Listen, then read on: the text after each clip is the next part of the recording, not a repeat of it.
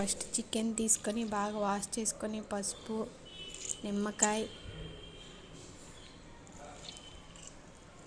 నిమ్మకాయలో సగం నిమ్మకాయ వేసుకోవాలి. నిమ్మకాయ వేయడం వల్ల అన్నీ బాగా పట్టి బాగుంటుంది. అలాగే ఒక 2 టేబుల్ స్పూన్ పెరిగేసుకోవాలి.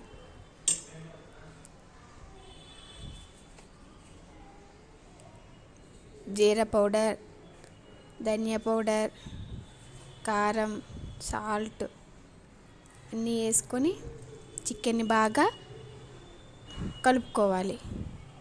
బాగా కలుపుకొని పక్కన పెట్టుకోవాలి. చికెన్ మసాలా అన్నీ వేసుకొని బాగా కలుపుకొని పక్కన పెట్టుకొని వేరే ప్యాన్లోన దాల్చిన చెక్క, మిరియాలు, లవంగాలు, బిర్యానీ ఆకు అన్నీ వేసుకొని ఫ్రై చేసుకొని మిక్సీ పట్టుకోవాలి. తర్వాత ఉల్లిపాయలు, టమాటీలు, కొత్తిమీర, పుదీనా, ఎల్లుల్లిపాయలు, అల్లం అన్నీ పేస్ట్ చేసుకోవాలి. బాగా పేస్ట్ చేసుకొని తర్వాత చికెన్ని బాయిల్ చేసుకోవాలి.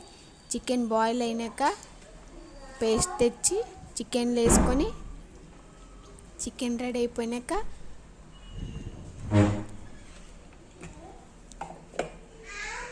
వేరే బౌల్ పెట్టుకొని ఆ బౌల్లో వాటర్ వేసుకొని వాటర్ వేడెక్కినాక బిర్యానీ ఆకు, దాల్చిన చెక్క అన్నీ వేసుకొని తర్వాత రైస్ వేసుకోవాలి.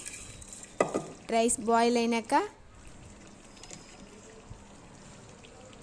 చికెన్ ఆయిల్ కొద్దిగా వేసుకోవడం వల్ల రైస్ అనేది మెత్తగా అవ్వకుండా ఉంటుంది.